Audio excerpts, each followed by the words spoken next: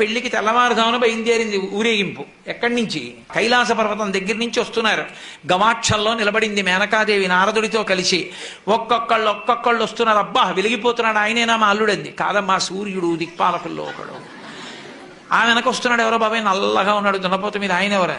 మీ అల్లుడు కాదు, బెంగపెట్టుకోకు, యమధర్మరాజు గారు. ఆ వెనకాతలు అబ్బా చల్లగా ఎంత బాగున్నాడో, ఎవరు? చంద్రుడు, మీ అల్లుడు కాడు.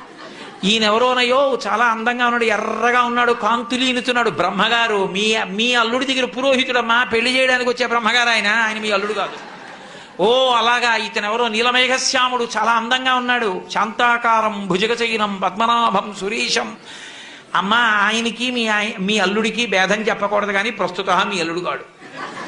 ఆయన వెళ్ళిపోయాడు. ప్రదోష వేళ అయిపోయింది, రాడు.